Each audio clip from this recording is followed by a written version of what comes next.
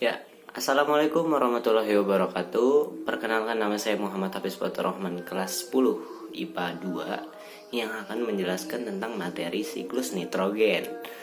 Siklus nitrogen adalah suatu proses konversi senyawa yang mengandung unsur nitrogen menjadi berbagai macam bentuk kimiawi lain.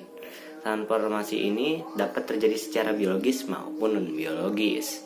Beberapa proses penting pada siklus nitrogen antara lain adalah fiskasi nitrogen, mineralisasi, nitrifikasi, dan denitrifikasi.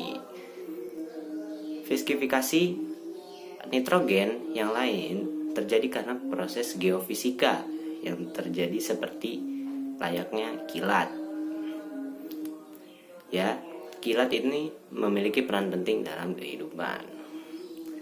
Dijelaskan lain, akan tetapi ada beberapa macam makhluk hidup yang bisa hidup atau tidak bisa hidup tanpa nitrogen.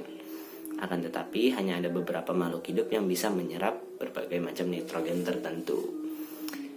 Kedua, mineralisasi. Mineralisasi merupakan suatu proses bertanggung jawab atas ketersediaan N dalam tanah, nutrisi. Mineralisasi mencakup pelapukan bahan organik yang telah melibatkan kerja enzim untuk menghidrolisa protein kompleks. Ketiga adalah nitrifikasi.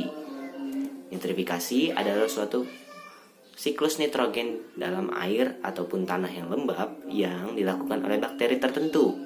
Bakteri ini bekerja sebagai pengurai amonia menjadi nitrogen. Amonia bisa ada atau bisa bahan-bahan amonia ini tercipta oleh bisa seperti suatu kotoran ataupun endapan sesuatu. Ya, bakteri ini bekerja sebagai pengurai amonia menjadi nitrogen, dan denitrifikasi merupakan suatu proses yang sama.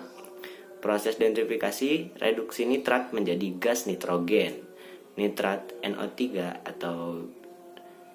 atau nitrat yang digunakan sebagai efektor alternatif dalam respirasi anaerobik direduksi menjadi gas-gas nitrogen seperti yang ada di bawah ini, atau NO jenis bakteri pada siklus nitrifikasi antara lain adalah bakteri Nitrosomonas, Nitrosococcus, Nitrobacter, dan lain-lain.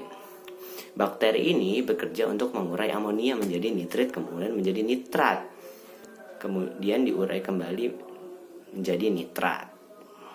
Nitrat bisa dimanfaatkan oleh beberapa makhluk hidup seperti tumbuhan, terumbu karang, dan atau ikan tertentu yang menggunakan nitrat sebagai daya tahan tubuh dia ataupun warna dia.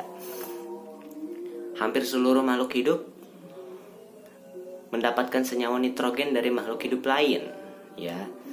Oleh sebab itu, reaksi fiskasi nitrogen sering disebut dengan proses typing up atau berfungsi menambah pada tersedianya cadangan senyawa nitrogen. Beberapa makhluk hidup ini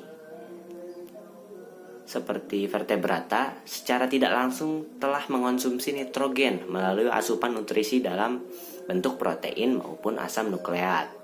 Di dalam tubuh mikromolekul ini dicerna sebagai bentuk yang lebih kecil, yaitu asam amino dan komponen yang nukleotida, dan dipergunakan untuk sintesis protein dan asam nukleat yang baru atau senyawa lainnya. Ya, sekitar setengah dari 20 jenis asam amino yang ditemukan pada protein merupakan asam amino esensial bagi vertebrata. Intinya, asam amino tersebut tidak dapat dihasilkan dari asupan nutrisi senyawa lain, dan sisanya dapat disintesis dan menggunakan beberapa bahan dasar nutrisi termasuk senyawa intermediat dan siklus asam nitrat.